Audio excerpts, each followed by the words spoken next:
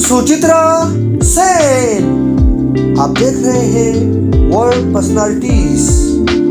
आप अपने इस चैनल को ज़्यादा से ज़्यादा सब्सक्राइब करें। देवदास 1928 से अब तक जब से पहली फिल्म रिलीज हुई थी, फिल्म साजों का सबसे पसंदीदा मौजू रहा है।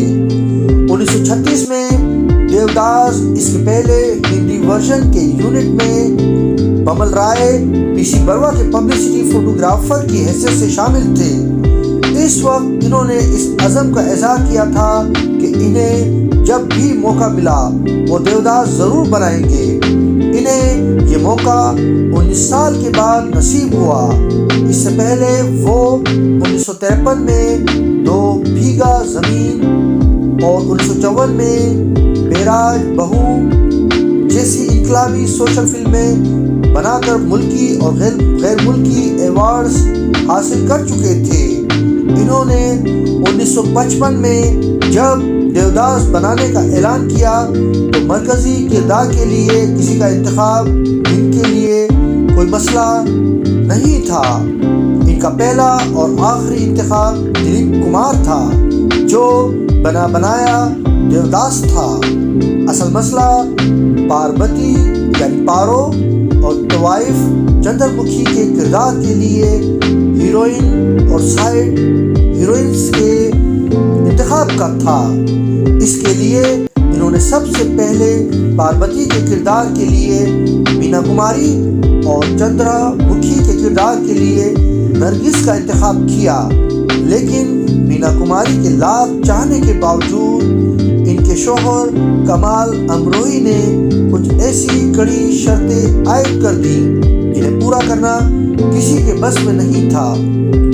कहा जाता है कमाल अमरोही ने बहुत ज़्यादा मुआवजा तलब किया था। बमल राय का यूनिट बहुत बड़ा लेकिन बजट बहुत कम था। बमल राय के बारे में मशहूर था वो अपनी फिल्मों के मामले में कभी समझौता नहीं करते। दूसरे ये कि नरगिस भी चंद्रमुखी के किरदार के लिए राजी नहीं हुई। इसे पारो का रोल चाहिए था लेकिन बमल राय इस पर तैयार नहीं हुए। कमान गालिब है कि वो मीना कुमारी की तरफ से इनकार के बाद पार्वती के किरदार के लिए किसी अदाकारा का इंतखाब कर चुके थे और इन्हें परेशानी सिर्फ चंद्रमुखी के लिए किसी अदाकारा के इंतखाब की थी।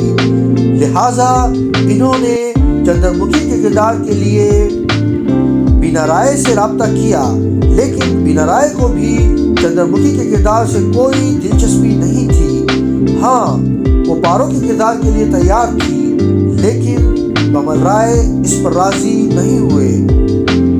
मशहूर बंगाली अदीब और देवदास के स्क्रिप्ट राइटर नाबंदो घोष ने बमल राय को मशवरा दिया कि सुरैया से बात की जाए, लेकिन जब सुरैया से बात की गई तो इसने भी पारो के रोल में दिलचस्पी जाहिर की और चंद्रमुखी के किरदार के लिए माजरत कर ली। नाबंदो घोष का कहना है, हम बड़ी मुश्किल में फंस गए थे। हमारा बजट बहुत कम था और कोई भी अदाकारा चंद्रमुखी के किरदार के लिए तैयार नहीं थी।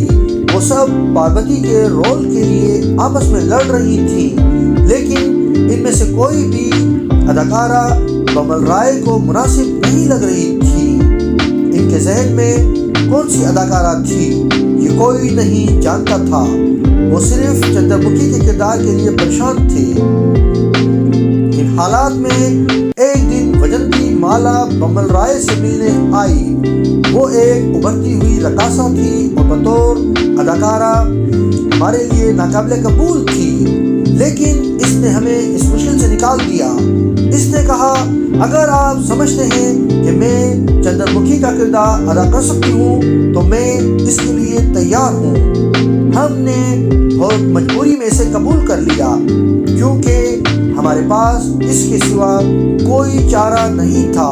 और जब बमल राय ने पार्वती के किरदार के लिए अपने इंतखाब का ऐलान किया तो हम लोग हैरान रह गए।